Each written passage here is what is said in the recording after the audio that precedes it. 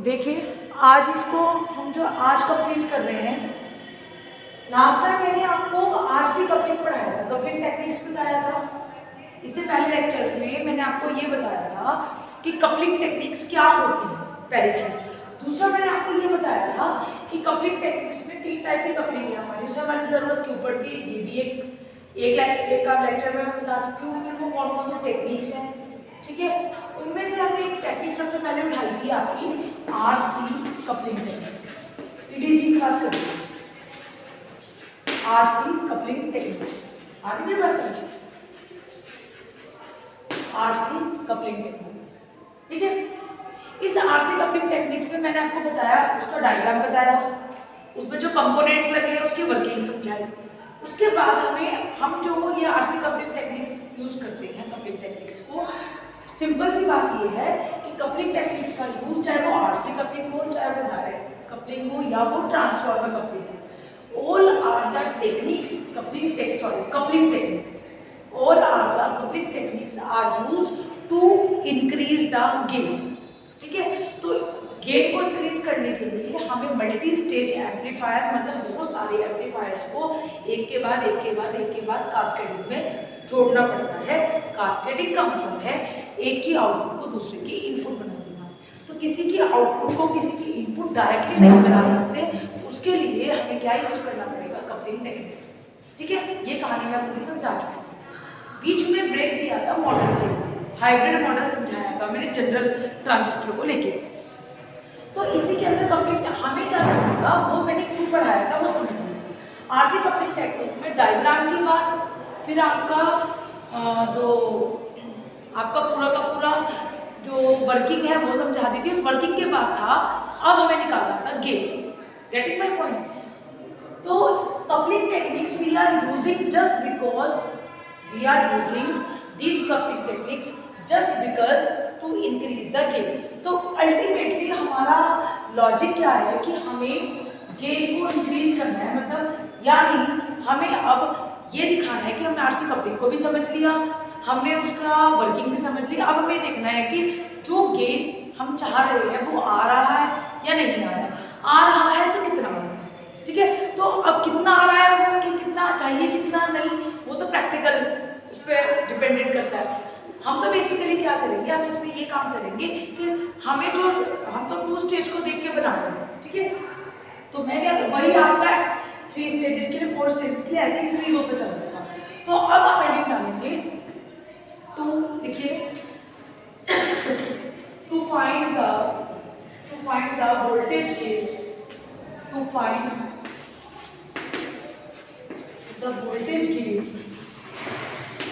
voltage gain to find the voltage gain of RC coupled amplifier, voltage gain of RC coupled amplifier, ठीक है बच्चों। बहुत ध्यान से समझिएगा, इजी है ना, ध्यान लगा के सुनोगे तो in a single one statement you will get it my point कि what I just want to be convey to all of you। तो आपको हर टॉपिक में ये समझना है कि बेसिकली वो टॉपिक का हमारा सिग्निफिकेंस क्या होगा। आपको सिर्फ टॉपिक नहीं पढ़ना है। मैंने बोला कि आपको आरसी कपलिंग के बारे में लिखो, तो आपको खुद ही पता होना चाहिए कि सबसे पहले तो मेरा डायग्राम पता होना चाहिए उसका, फिर उसमें जो डायग्राम के अंदर जो आपने जो भी बनाया है, आर लगाया, एल लगाया, सी लगाया, वो क्यों लगाया, वैसे उसके बारे में लिखोगे। आप वो 1 बाय 1 एल्गोरिथम चलोगे, फिर आपको समझ आया, आपको याद करने की जरूरत नहीं पड़नी चाहिए। फिर मैं मल्टी स्टेज एम्पलीफायर पढ़ क्यों रहा था, हाँ भाई मुझे मैडम ने बताया था कि मल्टी स्टेज एम्पलीफायर में गेन इंक्रीज करने के लिए यूज करते हैं, तो गेन की इक्वेशन निकाल देंगे, खत्म हो गया। फिर उसका ग्राफ बना देंगे फ्रीक्वेंसी रिस्पॉन्स का। तो फिर एसी पे काम करना है ना, डीसी को तो हमने फिक्स कर दिया, एसी तो इंक्रीज और डिक्रीज हो रहा है बार बार, ठीक है। आगे मेरे पास तो अब to find the voltage gain, देखिए एसी वोल्टेज गेन निकालने के लिए,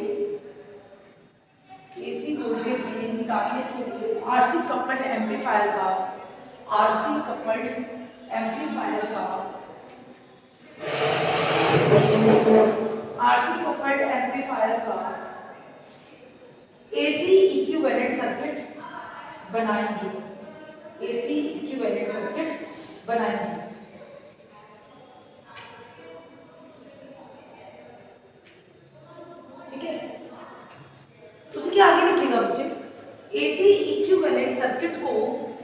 एसी।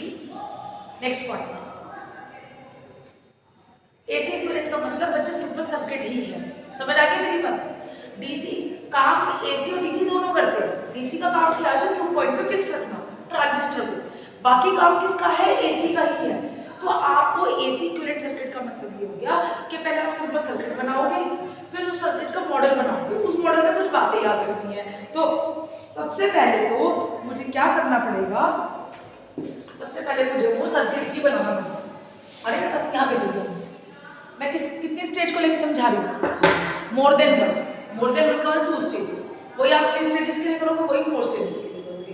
क्वेश्चन आए कभी भी बीटेक में, कभी भी एमटेक में, या कभी भी पॉलिटेक्निक में, तो आपको हमेशा 2 स्टेज से ही समझाना, आप 4-5 स्टेज से नहीं समझाओगे।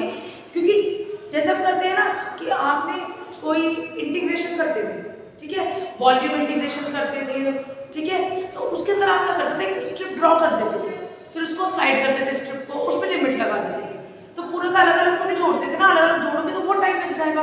उस स्ट्रिप को बस आप स्लाइड करते चले जाते, आप कहते 0 to x मैंने लिमिट लगा दी, या मैंने 0 to y लिमिट लगा दी, ऐसे तो करते थे। तो हम इसमें भी यही करते थे, समझ आ रही मेरी बात। तो सबसे पहले मैं टू गेम के लिए मल्टी स्टेज के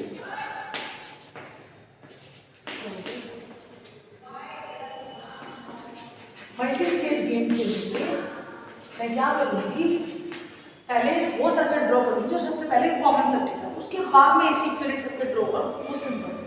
तो देखो मैंने क्या बताया था, मैंने आपसे कहा जैसे मैं ड्रॉ करूँगी आप सुनिएगा।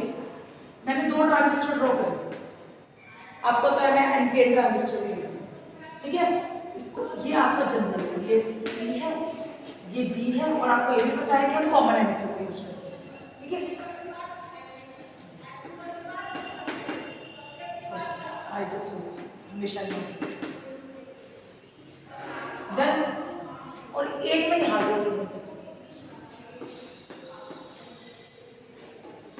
हो गया आपका बी, ये हो गया आपका सी, और ये हो गया आपका, और ये भी ध्यान रखना है कि अगर यहाँ पे एनपीएन यूज करो तो यहाँ पे भी एनपीएन ही यूज होगा, ऐसा नहीं कि यहाँ पे एनपीएन यहाँ पे पीएन, कैरेक्टरिस्टिक्स चेंज हो जाते हैं, समझ आ रही है। देखते रहना, चलो क्यों बीच में बंद हो जाती है, ठीक है। इतनी कहानी हमें समझ आ गई। अब हमने क्या किया, सबसे पहले एसी इक्विवेलेंट सर्किट बनाने से पहले तो हमें डीसी बाईसी क्यू पॉइंट फिक्स करना पड़ेगा। ये ट्रांजिस्टर है, इस ट्रांजिस्टर को मुझे एम्पलीफायर की तरह काम करना है, तो एम्पलीफायर की तरह काम कराने के लिए उसका क्यू पॉइंट मिड में फिक्स करना पड़ेगा एक्टिव रीजन में, यानी उसके लिए मुझे बाइसिंग करनी पड़ेगी। कौन सी बाइसिंग, 3-4 बाइसिंग है आपके पास, हम वोल्टेज डिवाइडर बाइसिंग को यूज करते हैं। आगे मेरी बात समझ। तो मैंने क्या किया, वोल्टेज डिवाइडर का मतलब है इनपुट पे आपने वोल्टेज को डिवाइड कर दिया। डिवाइड कौन करेगा, पोटेंशियल डिवाइडर। पोटेंशियल डिवाइडर का मतलब क्या है, रेजिस्टर्स लगे हुए हैं, ठीक है। इतना सर्किट आपको आता है, ऐसे ही आप यहाँ करेंगे।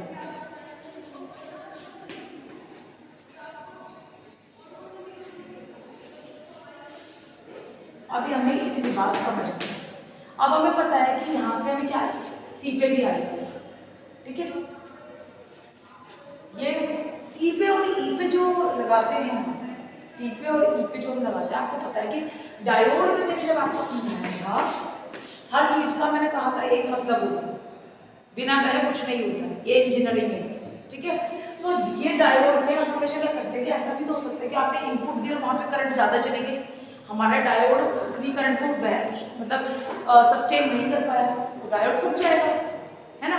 हम क्या करेंगे कि उसको जितनी मैक्सिमम लिमिट के बाद वो उस डायोड पे उतनी उससे ज़्यादा करंट जाएगी, तो क्या करेंगे कि एक्स्ट्रा करंट को रोक देंगे। रोकेंगे कैसे, ड्रॉप करा देंगे। ड्रॉप क्या करेंगे, मतलब हम रेजिस्टर लगा देंगे इसमें सीरीज में, ठीक है। सीरीज में लगाएंगे तो क्या हो जाएगा, करंट लिमिटिंग रेजिस्टर। ये मैं समझा चुकी हूँ, जब आप कॉलेज के अंदर ही थे लॉकडाउन से पहले, मैं करंट लिमिटिंग रेजिस्टर को हमेशा जोड़ती थी।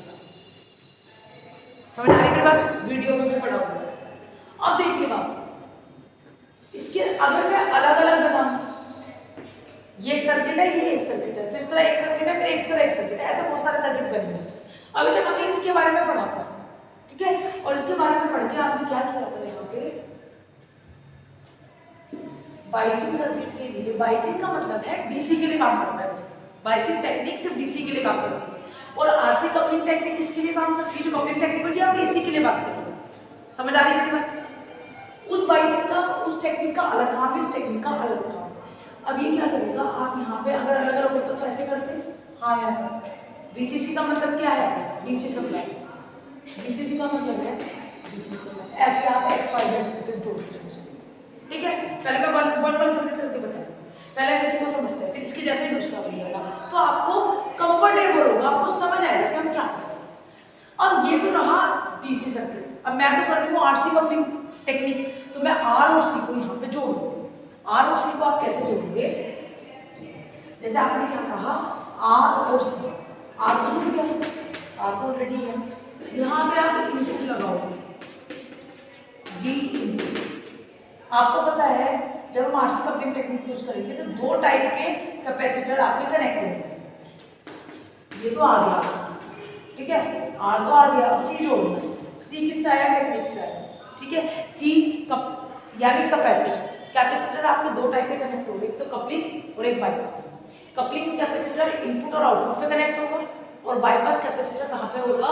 एमीटर के पैरेलल में, जो क्या करेगा, एसी पे, एमीटर पे जितनी भी एसी प्रोड्यूस होगी वो एसी अगर ज़्यादा हो गई, क्योंकि वो नेगेटिव में है, ग्राउंडिंग पे है ना, तो नेगेटिव में है, अगर वो ज़्यादा हो गई तो आपकी इनपुट यानी बेस वोल्टेज पे, वीबी पे, वो क्या हो जाएगी? सारी नेगेटिव हो जाएगी, तो वो पूरी की पूरी आउटपुट आपकी डिस्टर्ब हो जाएगी। आपका गेन नेगेटिव में पहुँच जाएगा और गेन अगर नेगेटिव में पहुँच रहा है तो वो गेन नहीं है, वो लॉस है, ठीक है? हमें तो ऐसा करना नहीं है, तो हम क्या करेंगे, क्योंकि वोल्टेज अगर कहीं पे प्रोड्यूस हो रही है हम उसको नहीं रोक सकते, हम उसके लिए टेक्निक्स यूज करेंगे। तो यहाँ पे इसने कहा है RC coupling, resistor and capacitor coupling. Resistor तो हमें दिख रहे हैं, कैपेसिटर नहीं दिख रहे, तो दो टाइप के कैपेसिटर आपके यूज होंगे।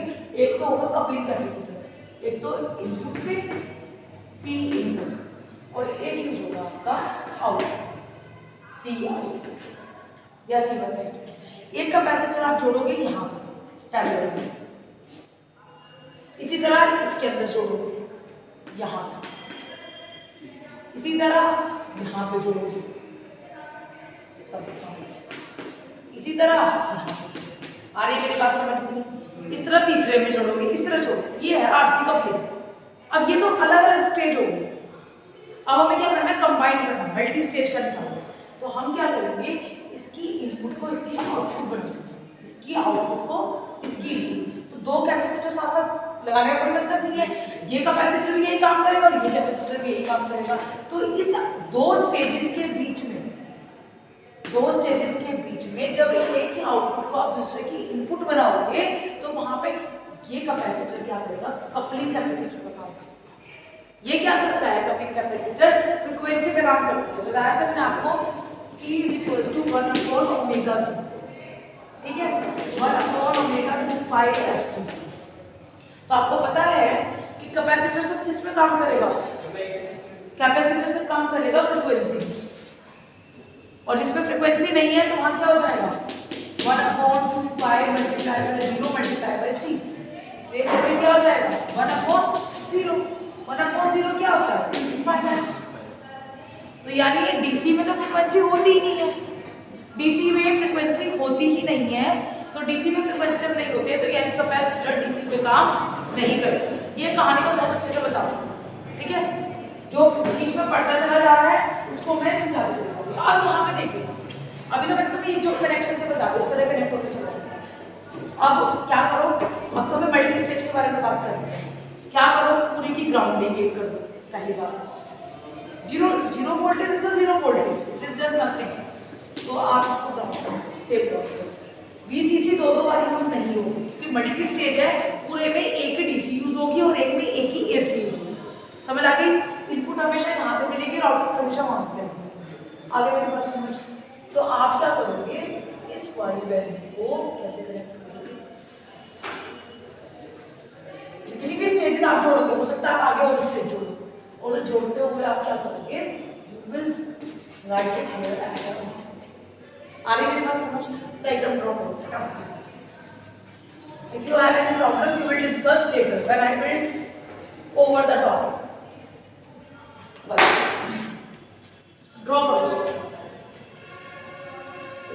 साथ ले लो, ये सब एक ही आएगा ग्राउंड। R1 R2 नाम दे देंगे मैं ताकि तुम्हें दिक्कत ना हो। C1 V इनपुट या VS whatever you can see. VS का मतलब है वोल्टेज सोर्स, V इनपुट का मतलब है इनपुट वोल्टेज, ठीक है। ये आपका बेस आ गया, इसी का बेस R1 R2। ये कौन सा है? कलेक्टर साइड पे रजिस्टर, तो क्या नाम दे दूं? RC1, कोई दिक्कत तो नहीं। ये क्या है? एमीटर साइड पे क्या कह दूं? एमीटर रजिस्टर RE1, ठीक है। इसी तरह इस बारे में चलोगे, R कलेक्टर साइड में, C1 यहाँ आ गया सेकंड ट्रांजिस्टर का, ठीक है। R मुझे बस इतना ही समझाना है, इतना समझ आ गया, समझ में आपने जंग जीत लिया, आपको बिल्कुल भी कोई दिक्कत नहीं हो सकती इसके बाद। दो बार दिमाग लगाओगे बहुत अच्छे से समझ आएगा। ये मैं आपको लिख के दूंगी, ये बात, इनके नाम आप चेंज नहीं करोगे। R1 R2, ये भी R1 R2 क्योंकि टेक्निक्स के हैं, ये ट्रांजिस्टर के साथ नहीं है। RC1 RE1 ये ट्रांजिस्टर के करंट लिमिटिंग रजिस्टर है, ये और ये, पर ये बाइसिंग के, इसको आप नाम चेंज नहीं करोगे। R1 यहाँ तो R2 यहाँ रहेगा, R1 यहाँ तो R2 यहाँ रहेगा। समझ आ रही है? चलो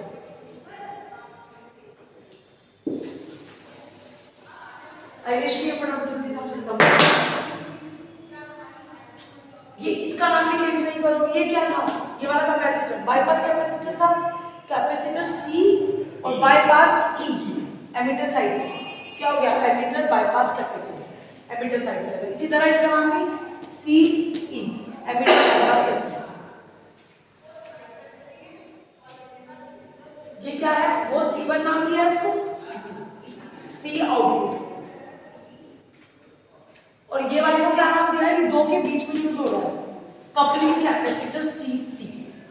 कपलिंग ना एक स्टेज को दूसरे स्टेज के बीच में जोड़ रहा है, तो कपलिंग का मतलब जोड़ना। कपल बोलते हैं ना कि कपल से है जोड़ना, जोड़ा, तो वही कपलिंग कैपेसिटर, ठीक है बच्चों। उसके बाद में क्या करेंगे? आउटपुट आप हमेशा RL से लेते हैं, एवरीवन नोस, इसको भी कनेक्ट करो। ग्राउंडिंग हमेशा एक लेंगे, अलग अलग दिखाना चाहते हो आप दिखा दो, गलत नहीं होगा।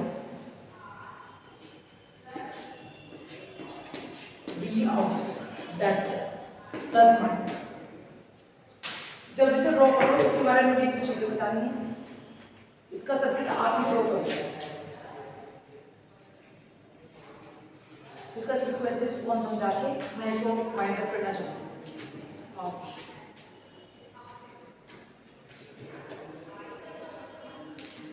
ठीक है, अब ये केस में आ गया, हो गया ड्रॉ? जल्दी करो, फटाफट करो प्लीज, इतना टाइम नहीं है।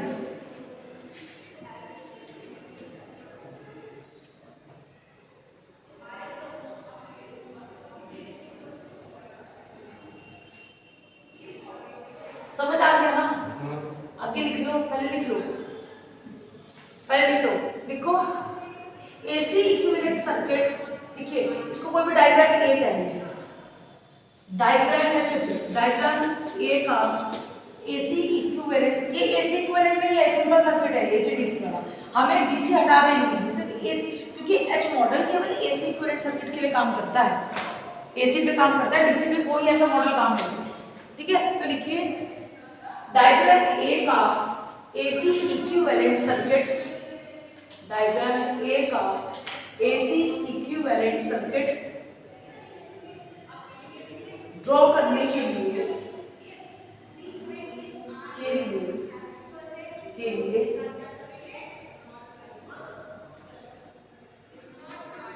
फर्स्ट पॉइंट लिखो, उसी के अंदर नीचे के लिए सभी कैपेसिटर्स को, सभी कैपेसिटर्स, कितने कैपेसिटर्स है इसमें, कितने टाइप के कैपेसिटर है? टाइप पूछ रही मैं, टाइप काउंटिंग नहीं है, दो टाइप, कपलिंग और बाईपास।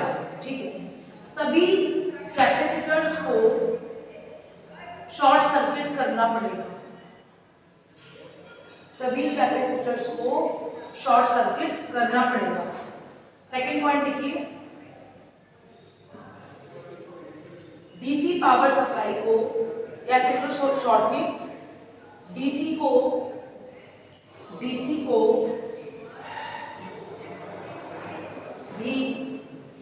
भी शॉर्ट सर्किट करना पड़ेगा।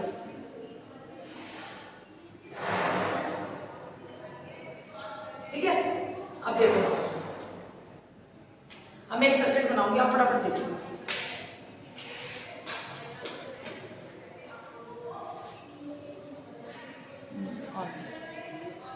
चलो देखो ना बच्चे को, अब मैंने आपसे क्या कहा, ये सर्किट सबको समझ आ गया, ठीक है। इसी के अंदर मैं चेंजेस कर दूंगा। जब भी आप एसी इक्विवेलेंट सर्किट बनाएंगे, everyone listen to me only, look at the blackboard and open your mind, open your ears. क्या कह रही हूँ, मैंने दो चीजें लिखवाई हैं। मैंने दो चीजें क्या लिखवाई कि इसका एसी इक्विवेलेंट सर्किट बनाने के लिए एसी, उसे नाम दिया है, उसे इक्विवेलेंट सर्किट नहीं बोला, उसने बोला एसी इक्विवेलेंट। इसका मतलब आपको साफ साफ समझ आ रहा है डीसी उसके अंदर नहीं है, ठीक है, डीसी उसके अंदर नहीं है, ठीक है। एसी इक्विवेलेंट सर्किट के अंदर सबसे पहले तो आपका उसमें आगे जितनी भी डीसी है उसको रिप्लेस करना पड़ेगा। शॉर्ट सर्किट का मतलब सिंपल वायर की तरह काम करना, ठीक है। आपने शॉर्ट सर्किट कर दिया ना, ऐसे रिप्लेस कर दो, वहां बीसीसी हटा दो, ये बीसीसी हट गया, उसमें करंट नहीं फ्लो करेगा, उस वायर का मतलब कभी नहीं है, ठीक है। ओपन सर्किट किसी को नहीं करना है, सिर्फ शॉर्ट सर्किट करना है। डीसी को आपने शॉर्ट सर्किट कर दिया। दूसरी चीज क्या है कि जितने भी कपलिंग कैपेसिटर्स है, जितने भी कपलिंग कैपेसिटर है, क्योंकि कपलिंग कैपेसिटर क्या काम कर रहा था मुझे बताओ, कपलिंग कैपेसिटर क्या काम कर रहा था, या बाईपास कैपेसिटर जितना भी था वो क्या कर रहा था, डीसी को रोक रहा था और एसी को पास कर रहा था। और जब मैंने डीसी ही हटा दी तो फिर तो उस कैपेसिटर का कोई काम ही नहीं रह गया, कोई काम वो भी रह गया। तो इसलिए उसने जब डीसी हटवा दी तो जितने उसको रोकने के लिए डीसी रोकने थे ये भी हट जाए, अभी रोकिए, ये हट जाएगा, ठीक है, ये हट जाएगा, ये हट जाएगा और ये हट जाएगा। यानी ये शॉर्ट सर्किट का मतलब सिर्फ ये। ओपन सर्किट का मतलब होता है ये, शॉर्ट सर्किट का मतलब होता है ये, ठीक है। This is the open circuit and this is the short circuit, ठीक है।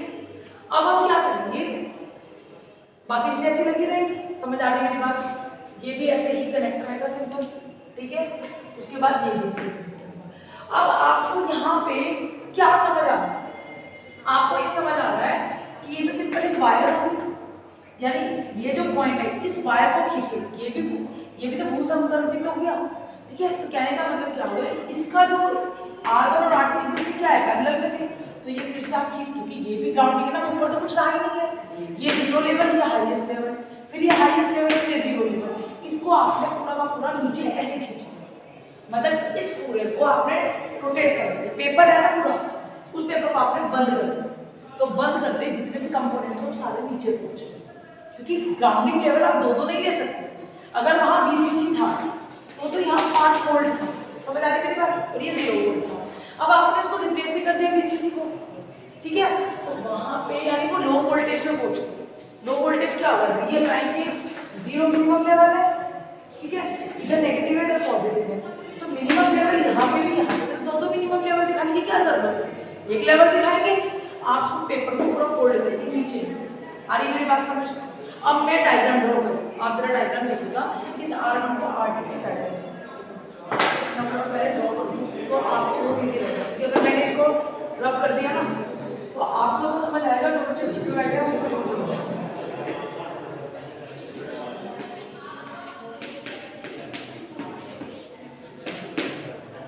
अब देखिए, बस जो मैंने हटाया सिर्फ वही हटाया, और मैंने कुछ इसके अंदर नहीं किया, समझ आई मेरी बात। मैंने कहा इसको फोल्ड करके भी नीचे दिया है, तो R1 और R2 किस पर है, पैरेलल में, एक पॉइंट से कनेक्ट जितनी भी वायर लटकी हुई है वो सब पैरेलल में, तो क्या हो जाएगा R1, समझ आ रही है। मैंने सिर्फ ये कहा है पेपर फोल्ड किया है, बस मैंने ऐसे कर सकती हूँ, ऐसा कर सकती हूँ, और यहाँ पे क्या था, बेस था, बाकी जो तो ऐसे ही बनेगा, बनाइए। अगर आपको समझ लो मतलब बनाने का मतलब, मेरे कहने का मतलब आप समझोगे। बी है, फिर ये C1, फिर ये E1। अभी मैं आपको बताऊंगी ऐसा मैंने क्यों किया, अभी जल्दी से दिमाग में घोड़े दौड़ाने की जरूरत नहीं है। R फोल्ड होके फिर ये भी नीचे आएगा। C1 किस साइड पे है, आउटपुट साइड पे, तो आउटपुट साइड पे ही आएगा, ट्रांजिस्टर इधर ही आएगा, उधर तो आएगा नहीं। तो ये समझ आ रही है बात, बच्चा जितना ज़्यादा कंफ्यूजन क्रिएट करोगे उतना चीज़ें नहीं समझ आएंगी, लेकिन जब दिमाग दौड़ाना शुरू कर दोगे RC1 के बाद में फिर कुछ नहीं बचा। मैंने ये वाले को क्यों बाईपास किया है मैं भी 1 मिनट में बताऊंगा। C1 को बाईपास किया था, C1 बाईपास कैपेसिटर था, उसको मैंने हटा दिया, शॉर्ट सर्किट कर दिया ऐसे। उसके साथ में मैंने RE1 भी हटाया। वो क्यों हटाया वो मैं बताऊंगा। R1 फिर से अब दूसरे का स्टार्ट हो जाएगा, R1 R2 अगेन वही सेम ये वाला, ठीक है। ये क्या जाएगा फिर से RE1 पॉइंट से दिखा रही हूँ, ठीक है। मैं सिंपल वायर होगा तो शॉर्ट सर्किट का मतलब यही है कि लोग इससे कनेक्टेड सिंपल वायर दिखा दिया तो मिनिमम करंट फ्लो करेगी वहां से, और वो भी ग्राउंडिंग हो जा रही है, ठीक है। उसके बाद में आपने क्या किया, अरे भाई से हाँ, लेकिन इसका कोई काम नहीं है, ठीक है, क्योंकि वो उसके अभी बताती हूँ मैं क्यों किया। क्योंकि वो कैपेसिटर के पैरेलल में था, तो कैपेसिटर के पैरेलल में अगर कोई भी सर्किट होता है तो वो भी क्या हो जाता है, वो शॉर्ट सर्किट हो जाता है, वहां से कोई करंट फ्लो नहीं है। समझ आ गई मेरी बात। कैपेसिटर के पैरेलल में अगर कोई भी सर्किट है, कैपेसिटर के पैरेलल में क्या, अगर किसी सर्किट को आपने शॉर्ट सर्किट कर दिया तो शॉर्ट सर्किट करने के बाद उसके पैरेलल में जितने भी कंपोनेंट्स लगाए हैं वे भी क्या हो जाएंगे, शॉर्ट सर्किट की तरह बिहेव करेंगे। समझ आ गई मेरी बात।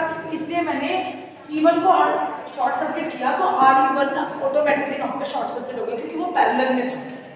सीरीज में होता तो ना होता, जैसे आपने यहाँ से कैपेसिटर हटाया तो अगर ये लगा हुआ तो ये वर्क कर रहा है, लेकिन पैरेलल में बिहेव नहीं करेगा, इट विल नॉट वर्क। समझ आ रही मेरी बात, क्लियर है बच्चों। ये लास्ट में क्या बचा, RL बचा, जो गया आपका RL, ठीक है। और यहाँ पे आपका जस्ट ड्रॉ दिस डायग्राम, फटाफट ड्रॉ करो। इसका इक्विवेलेंट सर्किट लिया, फटाफट ड्रॉ करो जल्दी विदाउट एडिटिंग।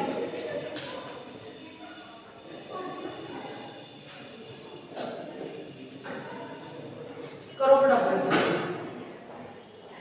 अभी 1 मिनट के बाद एक सर्किट और ड्रॉ होगा एच मॉडल से, इकट्ठा करेंगे, बना लेंगे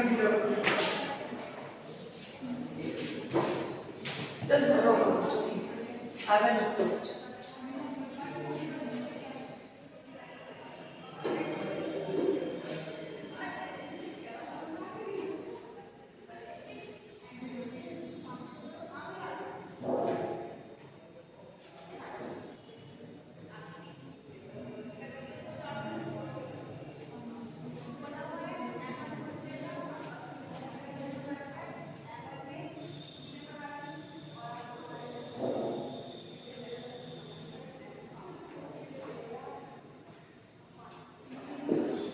हो गया, हो गया तो मैं जल्दी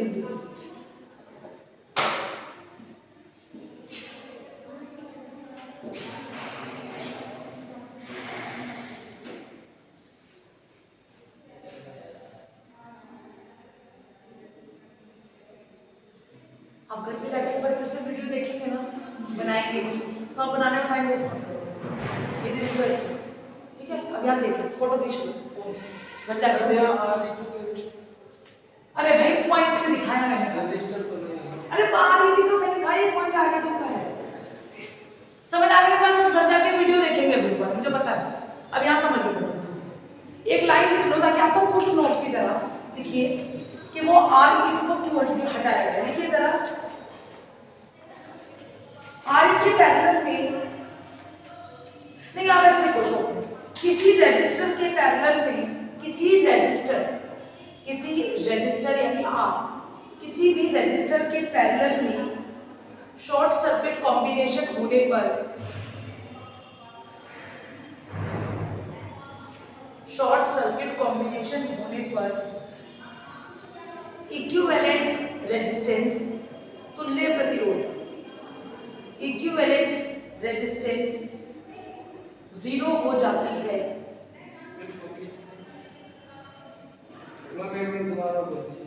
किसी रजिस्टर के पैरेलल में शॉर्ट सर्किट कॉम्बिनेशन होने पर टोटल रेजिस्टेंस या इक्विवेलेंट रेजिस्टेंस 0 हो जाती है। इट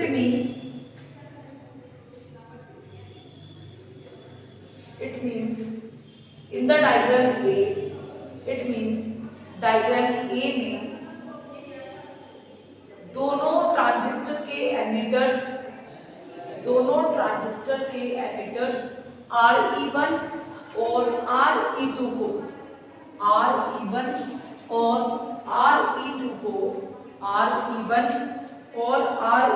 को ग्राउंडेड दिखाया गया है। आप चाहो देखो बुक में ऐसा बनाया हुआ है, देखो जल्दी से RE1 फिर पैरेलल में था RC, ऐसे ही था, ठीक है। यही कहा मैंने कहा कपलिंग कैपेसिटर या बाईपास कैपेसिटर को मुझे क्या करना है, शॉर्ट सर्किट कर देना है। और मैंने कहा है कि किसी भी एमिटर के रजिस्टर के पैरेलल में शॉर्ट सर्किट कॉम्बिनेशन होने पर इक्विवेलेंट जो रेजिस्टेंस होगी वो 0 हो जाती है। अगर आपसे बोले, और इसीलिए इसको हमने किससे रिप्लेस कर दिया, ये रिप्लेस होगा आपका सिंपल। समझ आ गया? इतना मैंने खत्म। दूसरी बात समझो, उसके बाद में आप फटाफट जो ट्रांजिस्टर बनाए, एक ट्रांजिस्टर बना लो, कोई भी एक ट्रांजिस्टर। RC2 भी 0 हो जाएगा? RC2 0 क्यों हो जाएगा? हम इसमें RC2 का लिया ही नहीं है। कहाँ नहीं लिया मेरा? अरे गलती से छूट गया होगा भाई, यहाँ पे RC2 ले लो, कैसे हो जाएगा? वही नहीं सर, इतना दिमाग खुद लगा तो लगा लिए तो फिर पूछे ट्रांजिस्टर बना दीजिए।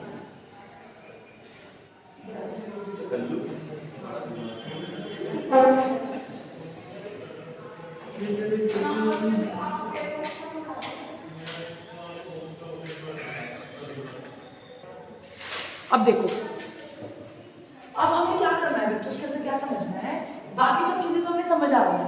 अब क्या समझ नहीं आ रहा है कि जो हाइब्रिड मॉडल होता है ना, जो मैंने पढ़ाया, वो बेसिकली ट्रांजिस्टर को रिप्लेस करने का तरीका है, ठीक है। ट्रांजिस्टर को रिप्लेस करने का तरीका है। तो मैंने आपको बताया था, यहाँ पे ड्रॉ कीजिए, ट्रांजिस्टर ड्रॉ कीजिए, ऐसे ट्रांजिस्टर ड्रॉ करो ट्रांजिस्टर। ये तो इनपुट साइड हो गई, यहाँ देखो, ये तो इनपुट साइड हो गई, यहाँ देखो सब लोग, this is the input side और that is the output side, ऐसे बताया था। फिर मैंने आपको क्या बताया था कि इसको हम इनपुट साइड को रिप्लेस करेंगे, यहाँ था वोल्टेज सोर्स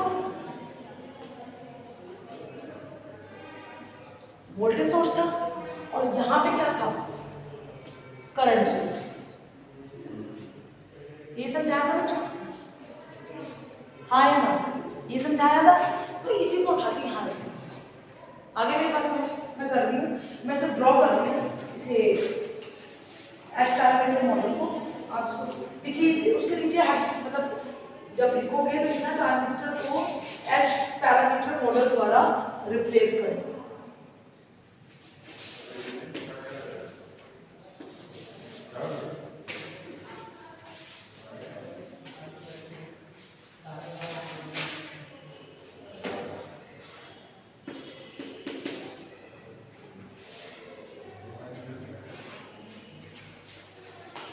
इस पूरे मॉडल देखो यहाँ पे, हाँ देखो ये वोल्टेज सोर्स तो मैं यहाँ पे भी दिखा रही हूँ, हाँ या ना?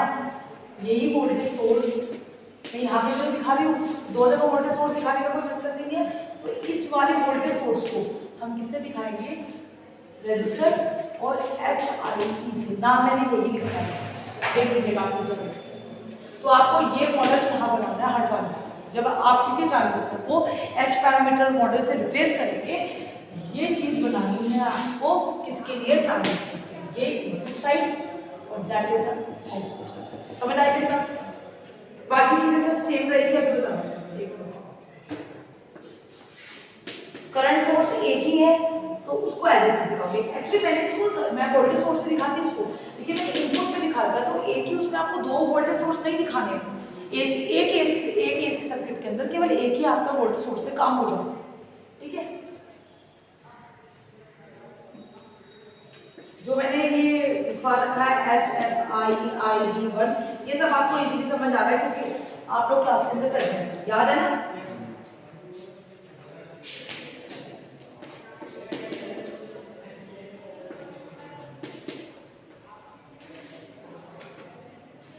समझ आ रही है मेरी बात? अब पहले मैं इस वाले की बात कर रही हूँ। यहाँ देखो, पहले मैं यहाँ वाले की बात कर रही हूँ। यहाँ देखो, तो ये तो वोल्टेज सोर्स हो गया Vs। डन, सब लोग देख लो, दोबारा नहीं समझा। पहले मैं फर्स्ट स्टेज की बात कर रही हूँ, Vs, ठीक है। उसके बाद R1 R2 ट्रांजिस्टर से पहले, तो R1 R2 किस पैरेलल में है, तो यहाँ पे आप क्या करेंगे, इस वाले में यहीं से दिखा देंगे RB, और RB किसके बराबर है, R1 पैरेलल R2, ठीक है। और दिस RB और this RB equal to R1 R2 R1 R2 R1 plus R2, ठीक है। इसकी वैल्यू ये है, मैंने शॉर्ट में लिखी। उसके बाद क्या बचा, इधर की तरफ चले, इनपुट डायोड, एक डायोड है, एक डायोड है, ट्रांजिस्टर ये इनपुट साइड, इस साइड को आप रिप्लेस करोगे HIE से। ये सब समझ आ रहा है सबको? ये मैंने बता चुकी हूँ एच पैरामीटर मॉडल। जो लोग नए हैं या जिनको नहीं समझ आया, लास्ट वीडियो में लिखा हुआ है एच पैरामीटर मॉडल। पहले पार्ट में कुछ नहीं लिखा है, फिर पार्ट 1 है, फिर पार्ट 2, तो आप उसको इजीली पढ़ोगे तो आपको समझ आ जाएगी वीडियो, ठीक है। उसके बाद आउटपुट साइड को हम रिप्लेस करते हैं करंट सोर्स से, तो मैंने करंट सोर्स दिखाया, और मैंने ये भी बताया कि इस करंट सोर्स की डायरेक्शन मैंने नीचे क्यों दिखाई है। ये आपका डिपेंडेंट वोल्टेज सोर्स है जिसकी वैल्यू HFE-IB है। ये पूरा उसके अंदर समझाया, आपको विद इन अ सेकंड समझ आ जाएगा जैसे आप वीडियो को अच्छे से देखेंगे, ठीक है। उसके बाद ये कलेक्टर साइड आ गई। अब यहाँ पे क्या बचा आपका RC1 as it is RC1, first stage complete हो गई। फिर आपकी अगेन सेकंड स्टेज, यहाँ से ये आपकी सेकंड स्टेज है। फिर सेकंड स्टेज में वही होगा R1 R2, आपको ये नहीं दिखाना वोल्टेज सोर्स एक बार आ गया। फिर आप क्या करोगे बच्चे, इस RC1 के पैरेलल में फिर क्या लिखोगे, वहाँ पे B था, बेस था ना, बेस के साथ में यहाँ पे बेस B2, इसको B1, ठीक है। क्या किया आपने, फिर से वही दो R1 R2, तो मैंने क्या कर दिया RB2, ठीक है। वैल्यू फिर क्या वही आएगी R1 पैरेलल R2, ठीक है। हम इसका नाम R1 R2 ही दिए, समझ आ गई मेरी बात। फिर ट्रांजिस्टर की इनपुट साइड को फिर से आप क्या करोगे HIE, ठीक है, HIE। उसके बाद में यहाँ से हटाओगे और यहाँ चलोगे HIE के बाद में ग्राउंड करते हुए आउटपुट साइड, ये वाली साइड HFE, ठीक है, IB2, ठीक है। फिर आपका क्या आ जाएगा RC2, और पैरेलल में क्या आ जाएगा RL, ठीक है बच्चे। डन है पूरी बात, ठीक है।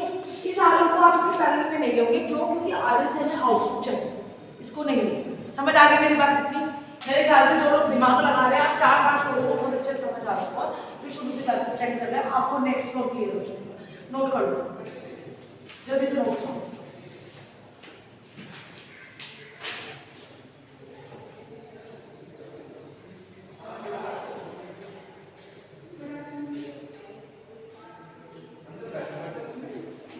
जल्दी करो।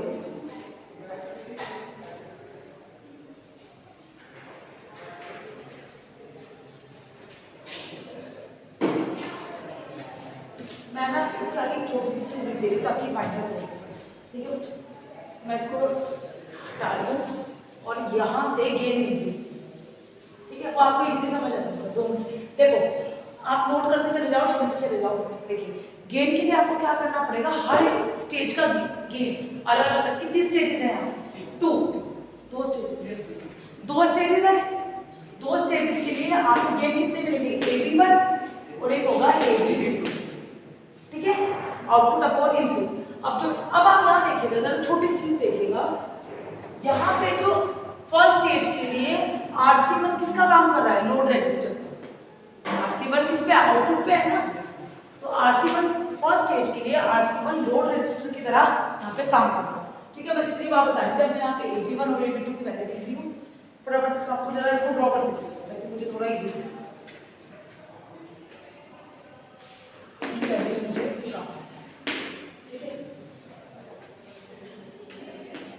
RB R1 parallel R2 RAC2। अच्छा, अब यहाँ देखिएगा जरा, सेकंड स्टेज में पहुंचे हो, यहाँ देखिए सेकंड स्टेज में पहुंचे हो सब लोग। यहाँ देखो, जब मैं कह रही हूँ यहाँ देखो तो मतलब यहाँ देखो, छोड़ के जब हम फर्स्ट स्टेज का तो समझ आ गया, RB = R1 पैरेलल R2। जब आप सेकंड स्टेज पे चलोगे, सेकंड स्टेज में R1 R2 पैरेलल में है और RC1 है वो भी इसके पैरेलल में है। इसका क्योंकि मल्टी स्टेज में आपको एक को दूसरे कनेक्ट करके तो चलना पड़ेगा ना, तो आप इसको तीनों क्या कर लोगे, पैरेलल में करोगे। समझ आ गई बात? RC1 R1 R2, समझ आ रही है मेरी बात? इसकी R1 पैरेलल R2 क्या है, RB ही है। R1 पैरेलल R2 का नाम चेंज नहीं मैंने किया, तो जैसे RB चल रहा था इसके लिए भी RB, उसके लिए भी RB, तो मैंने क्या किया, RB पैरेलल ऑफ RC1। ठीक है, डन है मेरी बात? क्लियर हो गई? इतनी बात समझ आ रही है ना? सेकंड स्टेज के लिए मैंने लिखा है सेकंड स्टेज AC रेजिस्टेंस। समझ आ रही है मेरी बात? यानी इन तीनों की जो वैल्यू आएगी, जैसे वहां पे RB क्या था, R1 पैरेलल R2 था, वो तो यहाँ ठीक है, लेकिन सेकंड स्टेज का जब इक्विवेलेंट रेजिस्टेंस निकालोगे सेकंड स्टेज के लिए, R1 R2 पैरेलल में इसको मैंने RB नाम दिया हुआ है और उसके पैरेलल में RC1 भी जुड़ा हुआ है। समझ आ गई मेरी बात? तभी तो इधर की चीज इधर पास हो गई। फर्स्ट स्टेज के लिए यहाँ तक देखना था, सेकंड स्टेज का इधर का इनपुट भी तो लेना पड़ेगा ना, उसका आउटपुट उसका इनपुट। ये होगी आगे मेरी बात समझ करो, फिर मैं बच्चों को बोलूँगा बाहर खड़े होंगे। ये वैल्यू हो जाएगी आपकी RC2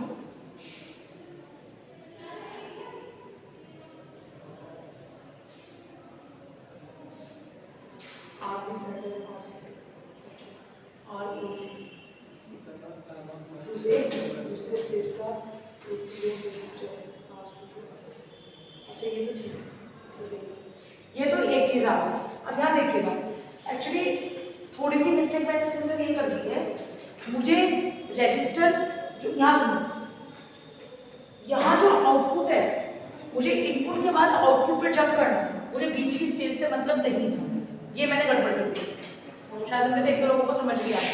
ठीक है, तो मुझे क्या करना था, इनपुट तो मैं पहले से दे चुकी हूँ, तो मैं इसकी इनपुट क्यों लूंगी, इसकी इनपुट लेने की जरूरत नहीं है। तो RAC2 आपको आउटपुट से लेंगे, आउटपुट से, तो RAC2 को जब आप आउटपुट से लोगे इसे भूलोगे। ठीक है, कुछ चीजें गलत होती है ना तो दिमाग में लॉन्ग टाइम लगती है, ये मैंने मिस्टेक की। ठीक है, RAC2 में आप क्या करोगे, क्या क्या पैरेलल में आएगा, RE तो है ही नहीं, तो क्या पैरेलल में है, RC2 RL के पैरेलल में। ठीक है, तो ये हो जाएगा RC2 पैरेलल ऑफ R। समझ आ गई मेरी बात? क्योंकि बीच की स्टेज से तो मतलब ही नहीं है, मुझे अलग अलग इस तरह से मैं करने लग गई तो फिर तो वो कोई फायदा नहीं होगा, तो जोड़ते चले जाते हैं वो स्टेजेस को। तो RC2 RL divide by RC2 plus RL, note करो जल्दी से। अब हम गेन लिख देती हूँ, मैं इसमें वैल्यू लिख देती हूँ AB वैल्यू, बट देखना इतना आ रहा है क्या?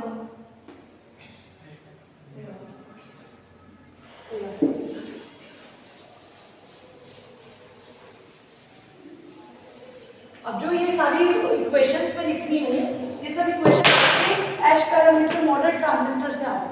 ठीक है, तो उसमें मुझे गेन लिखना है, AB1 की वैल्यू लिख दी, AB2 की वैल्यू लिख दी, AB1 output upon input, output ये है, आउटपुट ये है, V बराबर किसका होता है, IR के। ठीक है, तो ये क्या होगी वैल्यू, HFE RAC। ठीक है, IR, समझ आ रही है मेरी बात, HFE RAC, और एक वैल्यू आ गई आपकी इनपुट में क्या है, HIE, क्योंकि ये वोल्टेज गेन के बराबर था। समझ आ रही है? मैं आपको बता देती हूँ कैसे है, अगर आपको नहीं समझ आया ना ये कैसे लिखा, मैं 2 मिनट में बताऊँ। उसके बाद में AB2 की वैल्यू भी यही होगी माइनस, और हमेशा नेगेटिव आएगा, क्यों, क्योंकि आप कॉमन एमिटर को यूज कर रहे हो, कॉमन एमिटर में कितने डिग्री का फेज शिफ्ट आता है, 180 डिग्री। माइनस ये बताता है कि कॉमन एमिटर में आप जो भी इनपुट दोगे वो बिल्कुल एग्जैक्टली उसका उल्टा आएगा, 180 डिग्री का फेज शिफ्ट आता है। ठीक है, RAC2 डिवाइड बाय HIE, समझ आ गई ना? और आप क्या करोगे, AB जो भी आपकी वैल्यू है, गेन जो है वो मल्टीप्लाई हो जाएगा AB1 AB2। इसकी वैल्यू मैं इसको अभी समझा देती हूँ। यहाँ देखो, यहाँ देखो, आप नोट करते रहना, इतना हो जाएगा। पहले देखो बच्चे, ये आपको पता है कि वोल्टेज सोर्स के बराबर होता था। 2 मिनट, वोल्टेज सोर्स के, यहाँ देखो सब लोग जल्दी से, रितेश ये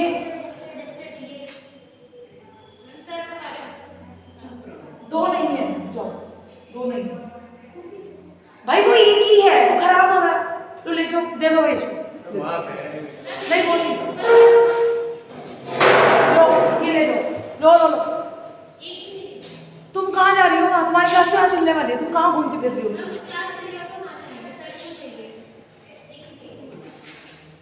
एक खराब है, उसमें सही है। देखो तो पूरे दिन सबके पीछे घूमती है, पड़ा हुआ है। यहाँ देखो, पूरी घूमती रहती है, यहाँ देखो। अब इसमें हम क्या करेंगे, गेन का मतलब होता है आउटपुट अपॉन इनपुट। इसकी बात करें वोल्टेज गेन पे, output voltage, input voltage. Output voltage क्या है? आई आर, यही होता है। V इक्वल टू क्या होता है? आई आर। और अगर वो वोल्टेज की, वोल्टेज सोर्स की फॉर्म है तो V ही लिखेंगे। आगे मेरी बात समझ बच्चे? गेन क्या होता है? आउटपुट अपॉन इनपुट, ठीक है। कौन सा इनपुट? Output upon input. हम वोल्टेज गेन की बात करें, करंट गेन की बात करते हैं तो output current upon input current, output voltage upon input voltage. तो यानी हमें हर चीज किसकी फॉर्म में चाहिए? फिजिकल टू आई आर के, ठीक है। तो पहले मैं इनपुट वोल्टेज की बात कर लेती हूँ, क्योंकि आपको पता है कि ये जो चीज है ये किस, यहाँ देखो ये चीज किसके बराबर है? Voltage source. पैरेलल में वोल्टेज है ना, तो मैंने इसको रजिस्टर से दिखाया है। तो ये क्या होगी वैल्यू? एच आई ई। तो ये वोल्टेज की इक्विवेलेंट वैल्यू पे आ गई। पैरेलल में है ना, तो एच आई, ये वैसे भी मैंने एच मॉडल में समझाया, ठीक है। तो ये तो वैल्यू आ गई आपकी एच आई ई इनपुट। अब बात आती है आउटपुट की। आउटपुट आपको पता है ये क्या है? Current source. तो ये वैल्यू भी किसकी होगी? करंट सोर्स की। तो करंट सोर्स की वैल्यू चाहिए H F E I V पर, ये तो आई की वैल्यू हो गई। लेकिन मुझे क्या चाहिए? वोल्टेज की वैल्यू। तो वोल्टेज की वैल्यू हमें पता है V equal to I R, और आई की वैल्यू हमें क्या चाहिए? V की वैल्यू। तो आप इसमें आर और मल्टीप्लाई कर दो, क्या इस आई के अंदर ये करंट सोर्स दिखाया था, तो करंट सोर्स की वैल्यू हुई ना ये। इस करंट सोर्स के अंदर अगर आप आर से मल्टीप्लाई कर दो तो आपकी क्या आ जाएगी? वैल्यू आ जाएगी। तो आपने क्या किया है? ये किसके इक्विवेलेंट था? आर ए सी टू के, जो मैंने यहाँ पे लिखा है, आउटपुट के R A C two. R A C two में क्या था? आपका आर ई था, और क्या था? Parallel of R C one और आर एल, ठीक है। आर सी टू और आर एल, यही था ना पैरेलल में। आ रही मेरी बात समझ? तो ये मैंने आउटपुट में क्या करा है? आई की वैल्यू रख दी, H F E I B two, sorry first stage I B one, और आपने क्या किया? करंट की वैल्यू लिख दी आर ए सी, ठीक है, आर ए सी। फिर दूसरी स्टेज के लिए सेम किया, आप किया एच एफ ई, और दूसरी स्टेज को नाम दिया था मैं आर ए सी टू, ठीक है। पहली स्टेज तो हमारी आर ए सी थी, सिर्फ सी वन था, और ये वाली स्टेज क्या थी? आर सी टी और आर सी टू और आर एल का कॉम्बिनेशन था, उसको हमने आर ए सी टू कहा था। तो इसी तरह मैंने इसको लिख दिया। ये पहली स्टेज है, दूसरी इस तरह से एंड सो स्टेजेस होंगे, आप उसको मल्टीप्लाई करते चले जाओगे, ये होगा द आंसर। अच्छा, समझ आ गई मेरी बात? ये आपको कुल मिला के गेन समझ आ गई मेरी बात? अब मैं नेक्स्ट में समझाऊंगी आपको फ्रीक्वेंसी रिस्पॉन्स का, ठीक है। आज तो वैसे मैं थोड़ी लेट हो गई, हमने बुरा होगा वे बड़े